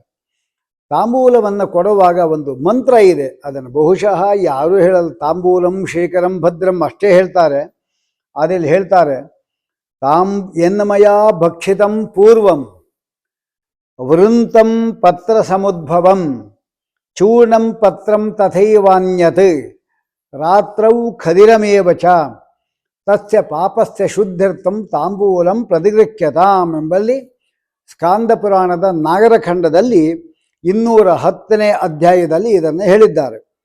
ನಾನೇನಾದರೂ ಹಿಂದೆ ವೃಂತ ಪತ್ರ ಸಮುದ್ಭವಂ ತೊಟ್ಟುಗಿಟ್ಟು ಸಹಿತವಾಗಿ ತಿಂದಿದ್ರೆ ಅಥವಾ ರಾತ್ರಿಯಲ್ಲಿ ಖದಿರಾದುಗಳನ್ನು ಹಾಕ್ಕೊಂಡು ತಿಂದಿದ್ರೆ ಆ ಪಾಪ ಪರಿಹಾರ ಆಗಲಿಕ್ಕೋಸ್ಕರವಾಗಿ ಈ ಬ್ರಾಹ್ಮಣನಿಗೆ ತಾಂಬೂಲವನ್ನು ಕೊಡ್ತಾ ಇದ್ದೇನೆ ಅಂಥೇಳಿ, ಆಮೇಲೆ ತಾಂಬೂಲಂ ಶೀಕರಂ ಭದ್ರಂ ವಿಷ್ಣು ಪ್ರೀತಿಕರಂ ಶುಭಂ ತಸ್ಯ ಪ್ರಧಾನೇನ ಶಾಂತಿ ಭವತು ಮೇಸದ ಅಂತ ಹೇಳ್ತಾ ಇದ್ದಾರೆ. ಯಾರು ತೆಗೆದು ತಿಂತಾರೆ ಅವರಲ್ಲಿ ಅಗ್ರತಃ ಶ್ರೀಹಿ, ಅಗ್ರಭಾಗದಲ್ಲಿ ಶ್ರೀ, ಯಶಸ್ಸು ಮೂಲದಲ್ಲಿ, ಮಧ್ಯದಲ್ಲಿ ವಿಷ್ಣು ಇರ್ತಾನೆ. ಆದ್ದರಿಂದ ತಸ್ಮಾದ್ ಅಗ್ರಂಚ ಮೂಲಂಚ ಮಧ್ಯಂಚ ಪರಿವರ್ಜಯೇ, ಅವರನ್ನೇ ತಿಂದುಬಿಡೋದಲ್ಲ, ಅದನ್ನು ತೆಗೆದು ತಿನ್ನಬೇಕು ಅಂತ ಇನ್ನೊಂದು ಹೇಳ್ತಾ ಇದ್ದಾರೆ. ಇನ್ನು ಕೆಲವರು ಬೆಳಿಗ್ಗೆ ಹಲ್ಲುಜ್ಜಿತಾರೋ ಇಲ್ಲೋ ಗೊತ್ತಿಲ್ಲ, ತಾಂಬೂಲ ಹಾಕ್ಕೊಂಡು ಶುರು ಮಾಡಿದ್ರು ಅಂದರೆ ಅವರು ಬಾಯಿ ತುಂಬ ಯಾವಾಗಲೂ ಅದೇ ಇಟ್ಕೊಂಡಿರ್ತಾರೆ. ಅದೇನು ಮಾಡುತ್ತೆ ಅಂದರೆ ಪಾಂಡುತ್ವ, ದಂತ ದೌರ್ಬಲ್ಯ, ಅಕ್ಷಿರೋಗ, ಬಲಕ್ಷಯ, ಆಮೇಲೆ ಮುಖರೋಗಗಳನ್ನು ಉಂಟು ಮಾಡುತ್ತೆ. ಅಂದರೆ ಮುಖರೋಗ ಅಂದರೆ ಕ್ಯಾನ್ಸರು, ಬಾಯಿದು ಅದು ಬರುತ್ತೆ. ತಾಂಬೂಲಂ ಅತಿಸೇವನಾತ್ ಸ್ಪಷ್ಟಪಡಿಸಿದ್ದಾರೆ. ಅದಕ್ಕಾಗಿ ಪಾಂಡುರೋಗ ಅಂದರೆ ಮೈಯೆಲ್ಲ ಬೆಳ್ಳಗಾಗ್ಬಿಡೋದು, ದಂತಗಳು ದುರ್ಬಲ ಆಗೋದು, ಕಣ್ಣಿನ ರೋಗ, ಶಕ್ತಿಹೀನತೆ, ಬಾಯಿಯ ಕ್ಯಾನ್ಸರ್, ಇಂತಹ ರೋಗಗಳೆಲ್ಲ ಅತೀ ಇದರಿಂದ ಬರುತ್ತೆ. ಅದಕ್ಕೋಸ್ಕರವಾಗಿ ಹಾಕ್ಕೋಬಾರ್ದು. ಇದ್ರ ಮಧ್ಯೆ ಯಾವುದಾದ್ರು ಜರ್ದಾಗಿದ್ದೆ ಎಲ್ಲ ಬರ್ತದೆ, ಅದೆಲ್ಲ ಹಾಕ್ಕೊತಾರೆ. ಹಲ್ಲುಗಳು ಬಾಯಿ ಎಲ್ಲ ಹಾಳು ಮಾಡ್ಕೊತಾರೆ, ಕ್ಯಾನ್ಸರ್ ರೋಗ ಬರುತ್ತೆ. ಸುಮ್ಮನೆ ಗೊತ್ತಿದ್ದು ಕೂಡ ರೋಗಕ್ಕೆ ಬಲಿಯಾಗ್ತಾ ಇದ್ದಾರೆ. ತಾಂಬೂಲ ಏನು ಮಾಡ್ತೀವಿ ಇನ್ನೊಂದು ಅಂದರೆ, ಊಟ ಮಾಡಿದ ಕೂಡಲೇ ನಾವು ಹಾಕ್ಕೊಂಬಿಡೋದೆ. ಈ ಮದುವೆಗಳು ನಾವು ಹೋದ್ವಿ ಅಂದರೆ ಮದುವೆಗಳಲ್ಲಿ ಅವರು ಊಟ ಆದ ಕೂಡಲೇ ಕಾಯ್ತಾ ಇರ್ತಾರೆ ತಾಂಬೂಲ ಕೊಳ್ಳಿಕ್ಕೆ ಅಂತ, ಕೊಡ್ತಾರೆ, ಬಾಯಲ್ಲಿ ಹಾಕ್ಕೊಂಡು ಹೊರಟೋಗ್ತಾರೆ. ಶಾಸ್ತ್ರ ಏನು ಹೇಳುತ್ತೆ ಇದ್ರ ಬಗ್ಗೆ ಅಂದರೆ, ಊಟ ಮಾಡಿ ಆದಮೇಲೆ ನಾವು ಸ್ವಲ್ಪ ವಿಶ್ರಾಂತಿಯನ್ನು ತೆಗೆದುಕೊಂಡು ಒಂದು ಮುಹೂರ್ತ ಅಂದರೆ ಸುಮಾರು ಒಂದು 24 ನಿಮಿಷಗಳ ಏನಿದೆ ಅಷ್ಟೊತ್ತಾದರೂ ನಾವು ಬಿಡಬೇಕು. ಅಂದರೆ 1 ಗಳಿಗೆ ಬಿಡಬೇಕು. ವಸ್ತುತ ಭುಕ್ತ್ವಾ ಅನ್ನಂ ಸಲಿಲಂ ಪೀತ್ವಾ ಗೃಹೀತ್ವಾ ಬಹುವೇಷಜಂ ಪ್ರತೀಕ್ಷ ಘಟಿಕಾಂ ಏಕಾಂ. 1 ಗಳಿಗೆ ಆದಮೇಲೆ 24 ನಿಮಿಷ ಆದಮೇಲೆ ತಾಂಬೂಲಂ ಭಕ್ಷಯೇತ್ ತತಃ. ಆದ್ದರಿಂದ ಊಟ ಆದ ಕೂಡಲೇ ಹಾಕ್ಕೊಂಬಿಡಬಾರ್ದು. ಸ್ವಲ್ಪ ಅವಕಾಶವನ್ನು ಕೊಟ್ಟು ನೀರನ್ನು ಕುಡಿದ ಆದಮೇಲೆ ಅನಂತರ ಕೈಕಾಲು ಎಲ್ಲ ಶುದ್ಧ. ಅದಕ್ಕೇನೆ ನಮ್ಮಲ್ಲಿ ನಿಯಮ ಮಾಡಿರೋದು, 8 ಸಾರಿ 16 ಸಾರಿ ಬಾಯಿ ಮುಕ್ಕಳಿಸ್ತಾ ಇದ್ದಾಗ ಅಲ್ಲಿ ಸುಮಾರು ಸಮಯ ಆಗೋಗುತ್ತೆ. ಆಮೇಲೆ ಹಾಕ್ಕೊಂಡ್ರೆ ಏನು ತೊಂದರೆ ಆಗೋದಿಲ್ಲ. ಕಾಲು ತೊಳ್ಕೊಬೇಕು. ಕಾಲು ತೊಳ್ಕೊವಾಗ ಇಲ್ಲಿಂದ ಕೈಯಿಂದ ಪೂರ್ತಿ ಇಷ್ಟು ಮಾತ್ರ ತೊಳ್ಕೊಳ್ಳೋದಲ್ಲ, ಇಲ್ಲಿಂದ ಇಲ್ಲಿವರೆಗೂ ಇಲ್ಲಿಂದ ತೊಳ್ಕೊಬೇಕು. ಇಲ್ಲೆಲ್ಲ ಅನ್ನ ಬಿದ್ದಿರುತ್ತೆ, ಕಾಲನಷ್ಟು ಮಂಡಿಯವರೆಗೆ ತೊಳ್ಕೋಬೇಕು. ಇದೆಲ್ಲ ಶಾಸ್ತ್ರದ ನಿಯಮ ಹೇಳಿದ್ದು. ಯಾಕೆ ಅಂದರೆ 1 ಗಳಿಗೆ ಆಗಲಿ, ಆಮೇಲೆ ತಾಂಬೂಲ ಹಾಕ್ಕೊಳ್ಳಿ ಅಂತ ಹೇಳ್ತಾ ಇದ್ದಾರೆ. ಇನ್ನು ತಾಂಬೂಲದ ಪ್ರಮಾಣ ಎಷ್ಟು ಅಂತ ನಾವು ನೋಡಬೇಕು. ಕ್ರಮುಕಂ ಪಂಚನಿಷ್ಕಂ ಸ್ಯಾತ್. ಅಡಿಕೆ ಇದಲ್ಲ, ಅದು 16 ಮಾಷ ಅಂತ ಗೊತ್ತಲ್ಲ, ಉದ್ದು 16 ಮಾಷದಷ್ಟು ಇರಬೇಕು. ಮಾಷ ಅಂದರೆ ಉದ್ದಿನ ಬೇಳೆ, ಅದು 16 ಇಟ್ಕೊಂಡ್ರೆ ಎಷ್ಟು ರಾಶಿ ಆಗ್ಬೋದು ಅಷ್ಟನ್ನು ನಾವು ತಾಂಬೂಲ ಪುಡಿ ಮಾಡಿದ್ದು ಅದು ಹಾಕ್ಕೋಬೇಕು. ಎಲೆ ಎಂಬತಕ್ಕಂಥದ್ದು 2 ಫಲದಷ್ಟಿರಬೇಕು. 16 ಮಾಷ 1 ಕರ್ಷ, 4 ಕರ್ಷ 1 ಫಲ ಅಂತ ಕರೀತಾರೆ. 2 ಗುಲ್ಗಂಜಿ ಬೀಜದ ಪ್ರಮಾಣದಷ್ಟು ಸುಣ್ಣ ಸೇರಿಸಿಬಿಟ್ಟು ಮಾಡಿದ್ರೆ ಉತ್ತಮವಾದ ತಾಂಬೂಲ ಅಂತ ಹೇಳ್ತಾ ಇದ್ದಾರೆ. ಮೇಲಿನ ಹೇಳಿಕೆಯಂತೆ ವಿಳೆದೆಲೆ ಯಾವತ್ತೂ ಕೂಡ ಅಧಿಕವಾಗಿ ಇರಬೇಕು. ಅಂದರೆ ವಿಳೆದೆಲೆ ಅಧಿಕವಾಗಿ ಎಲೆಕ್ಕಿಂತ ಅಡಿಕೆಯನ್ನು ಕಡಿಮೆಯಾಗಿ, ಸುಣ್ಣವನ್ನು ಅಡಿಕೆಗಿಂತಲೂ ಕೂಡ ಕಮ್ಮಿಯಾಗಿ ಉಪಯೋಗ ಮಾಡಬೇಕು. ಇದು ಹೇಳಿದಾಗಾಯಿತು. ಹಿಂದೆ ಹೇಳಿದಂತೆ ಯತೀನಾಂ ಕಾಂಚನಂ ದಾನಂ ತಾಂಬೂಲಂ ಬ್ರಹ್ಮಚಾರಿಣಾಂ, ಬ್ರಹ್ಮಚಾರಿಗೆ ತಾಂಬೂಲ ದಾನ, ಯತಿಗಳಿಗೆ ಕಾಂಚನ ದಾನ, ವಿಧೇವರಿಗೆ ಮನೆ ಮುಂತಾದ ಆಸನ ದಾನ, ಇದು 3 ಕೂಡ ರೌರವ ನರಕಕ್ಕೆ ಎಳೆಸತ್ತೆ. ಅಂದರೆ ಅವರು ಕೊಡಬಾರದು ಅಂತ ತಾತ್ಪರ್ಯ. ಯಾಕೆಂದರೆ ಒಂದೊಂದನ್ನು ಯತಿಯಾಗಲಿ, ವಿಧವಾ ಸ್ತ್ರೀ ಆಗಲಿ, ಬ್ರಹ್ಮಚಾರಿ ಆಗಲಿ ಒಂದೊಂದನ್ನು ಸ್ವೀಕಾರ ಮಾಡಿದ್ರೆ ಮಾಂಸ ಭಕ್ಷಣಕ್ಕೆ ಸಮಾನ, ಒಟ್ಟಿಗೆ ಸೇರಿಸಿದರೆ ಸುರಾಪಾನಕ್ಕೆ ಸಮಾನ. ಹಾಗೆ ನಮಗೂ ಅಷ್ಟೆ, ನಿಷಿದ್ಧ ದಿವಸಗಳು ನಾವು ಈ ರೀತಿ ತಿಂದ್ವಿ ಅಂದರೆ ಮಾಂಸ ಮತ್ತು ಮದ್ಯವನ್ನು ಕುಡಿದ್ರೆ ಏನು ದೋಷ ಇರಬಹುದು, ಆ ದೋಷಕ್ಕೆ ನಾವು ಭಾಗಿಯಾಗ್ತೀವಿ. ಅದಕ್ಕೆ ಶಾಸ್ತ್ರ ಹೇಳಿದ ಏನೋ ಒಂದು ವಿಶೇಷ ಇರುತ್ತೆ ಶಾಸ್ತ್ರದಲ್ಲಿ, ಅದಕ್ಕೆ ಅದನ್ನು ಆ ದಿವಸ ತಿಂದರೆ ದೋಷ ಇರುತ್ತೆ ನಮಗೆ, ಅದಕ್ಕೋಸ್ಕರ ತಿನ್ನಬಾರ್ದು ಅಂತ ತಾತ್ಪರ್ಯ ಹೇಳಿದ್ದಾರೆ. ಅಲ್ಲದೆ ತಾಂಬೂಲ ಎಂಬತಕ್ಕಂಥದ್ದು ಯಾವತ್ತೂ ನಾವು ಹಾಕೋಬಾರದು ಅಂತ ಬರುತ್ತೆ. ಅದಕ್ಕೆ ಒಂದು ಪಟ್ಟಿಯನ್ನು ಕೊಟ್ಟಿದ್ದಾರೆ ವಸಿಷ್ಠ ಸ್ಮೃತಿಕಾರರು. ಮಾತಾಪಿತ್ರೋಹೋ ಕ್ಷಯೇ ಶ್ರಾದ್ಧೆ, ತಂದೆ ತಾಯಿಗಳ ಸತ್ತ ದಿವಸ ಶ್ರಾದ್ದ ಮಾಡಿದ ರಾತ್ರಿ ಮಧ್ಯಾಹ್ನ ತಾಂಬೂಲ ಹಾಕೋಬಾರದು. ತಥೈವ ಮೃತ ಸೂಚಕೆ, ಯಾರಾದರೂ ಮೃತರಾಗಿದ್ದಾಗ ನಾವು ಸೂತಕ ಆಚರಣೆ ಮಾಡ್ತಾ ಇದ್ವಿ ಅಂದರೆ ಅವತ್ತು ಆ ಶೌಚ ಮುಗಿಯುವವರೆಗೂ ಕೂಡ ತಾಂಬೂಲ ಹಾಕೋಬಾರದು. ಅಲ್ಲದೆ ಅಕಸ್ಮಾತ್ ತಿಂದರೆ ಏನು ಅಂದರೆ ಅವನು ತಂದೆ ತಾಯಿಗಳನ್ನು ಕೊಂದ ಪಾಪಕ್ಕೆ ಅವನು ಬಲಿಯಾಗ್ತಾನೆ. ಎಷ್ಟು ಪಿತೃಹ ಸನಿಗದ್ಯತೆ. ಇನ್ನು ಪತ್ನಿ ಏನಿದ್ದಾಳೆ ಅವಳು ಕೊಡಬೇಕಾದಕ್ಕಂಥ ತಾಂಬೂಲ ಏನಿದ್ದ ಅದು ಯಾರ್ಯಾರ ಕೈಲೂ, ಯಾರೋ ಹೆಂಗಸ ಕೈಲೂ ಇಸ್ಕೋಬಾರ್ದು. ನಮ್ಮ ಪತ್ನಿಯಿಂದ ಮಾತ್ರ ಇಸ್ಕೋಬೇಕು. ಅದನ್ನು ಹೇಳ್ತಾರೆ. ವಿಳೆದೆಲೆ, ಅಡಿಕೆ, ಸುಣ್ಣ, ಖಾದಿರ ಅಂತಿದೆ ಅದು, ತಕ್ಕೋಲ ಅಂತ ಒಂದು ಬರುತ್ತೆ, ಜಾಪತ್ರೆ, ಏಲಕ್ಕಿ, ಆಮೇಲೆ ಲವಂಗ, ಇವುಗಳೆಲ್ಲರನ್ನು ಸೇರಿಸಿ ಹೆಂಡತಿಯಾದವಳು ಕುಟ್ಟಿ ಒಂದು ಮಾಡಿ ತನ್ನ ಪತಿ ಕೊಡಬೇಕು. ಇದರಿಂದ ಅವನಿಗೂ ಆರೋಗ್ಯ, ಅವಳಿಗೂ ಒಂದು ಪಾತಿವ್ರತ್ಯದ ಒಂದು ವಿಶೇಷ ಅನುಗ್ರಹ ಉಂಟಾಗುತ್ತೆ.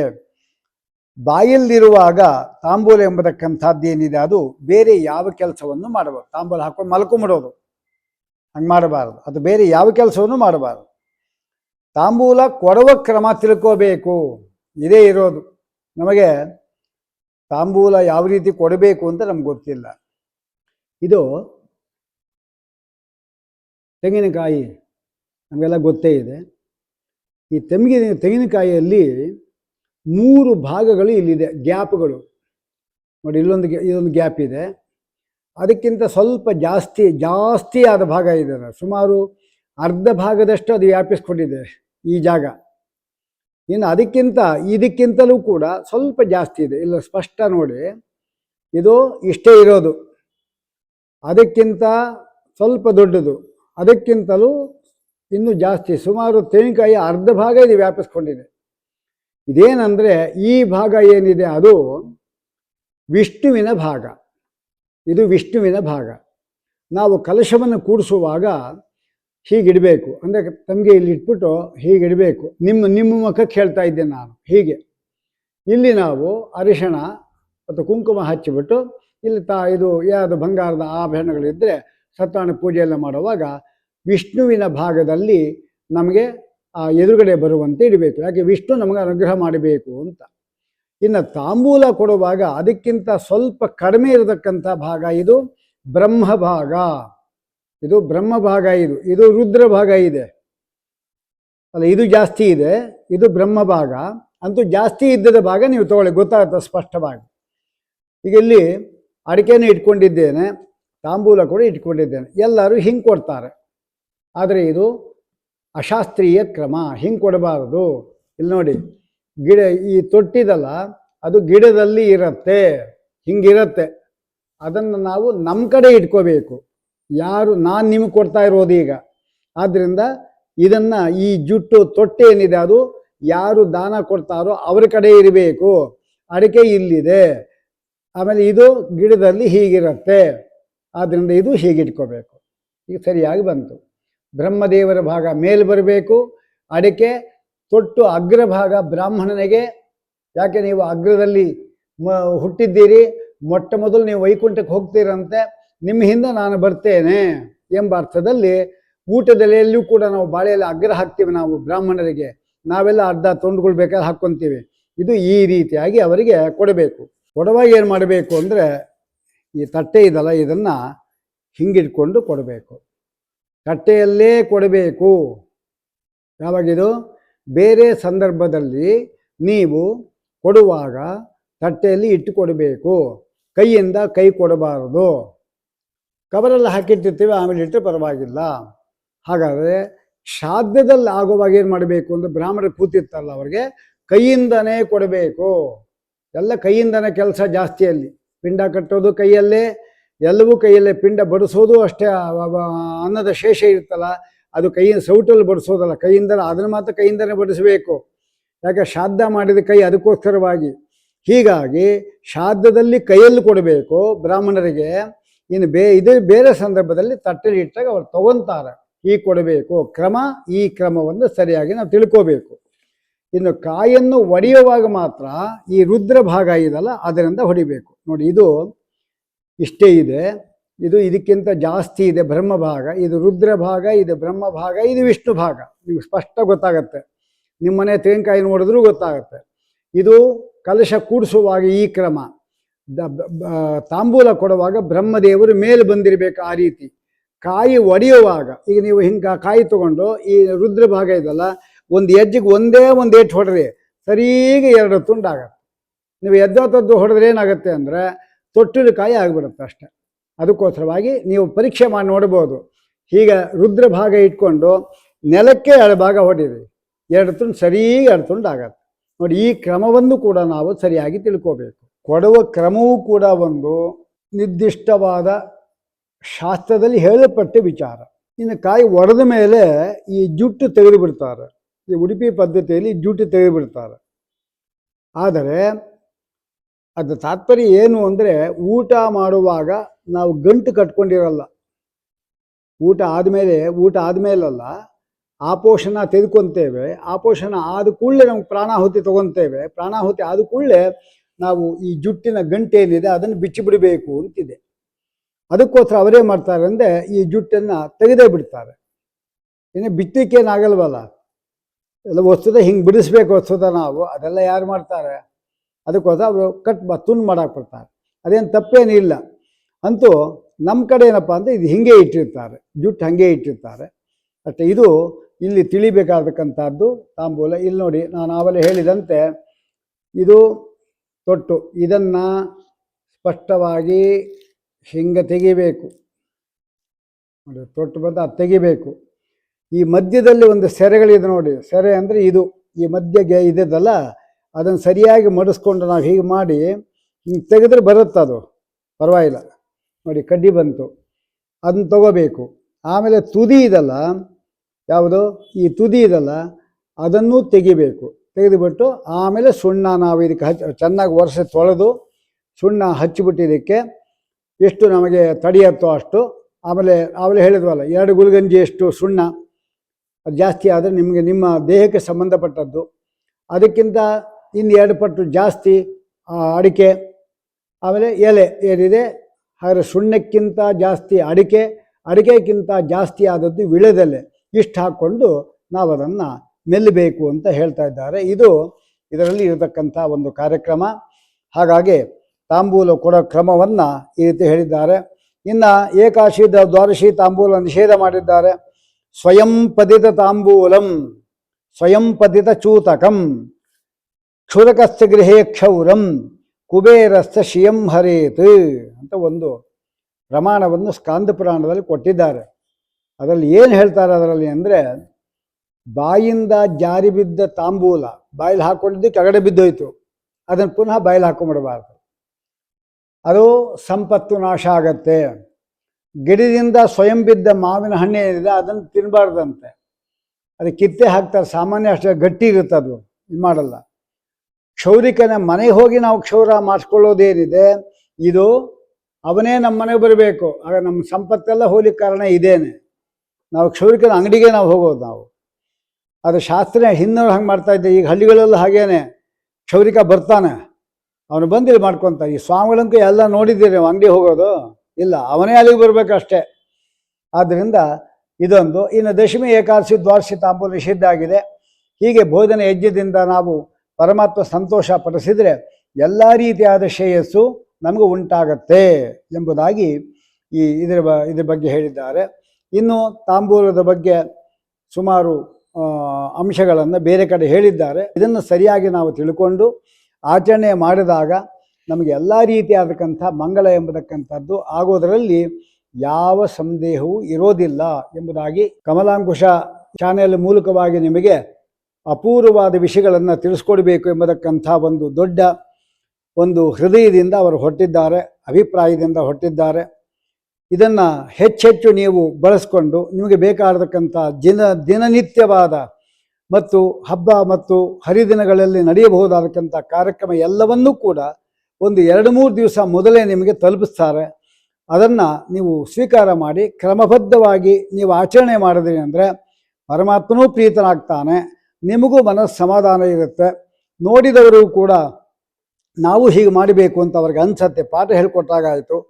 ಇಷ್ಟೆಲ್ಲ ಕಷ್ಟಪಟ್ಟು ಈ ಒಂದು ಚಾನೆಲ್ ಮೂಲಕ ನಿಮಗೆ ತಲುಪಿಸಿದ್ದಕ್ಕಾಗಿ ಅವರ ಶ್ರಮವೂ ಕೂಡ ಸಾರ್ಥಕವಾಗುತ್ತೆ ಅಂಥೇಳಿ ಈ ಒಂದು ತಾಂಬೂಲದ ಕಾರ್ಯಕ್ರಮವನ್ನು ನಡೆಸಿಕೊಟ್ಟಿರತಕ್ಕಂಥ ಈ ಒಂದು ಕಮಲಾಂಕುಶ ಅವರಿಗೆ ಪೂರ್ಣವಾಗಿ ಪರಮಾತ್ಮನ ಮತ್ತು ಹರಿವಾಯುಗಳ ವಿಶೇಷ ಅನುಗ್ರಹ ಆಗಲಿ.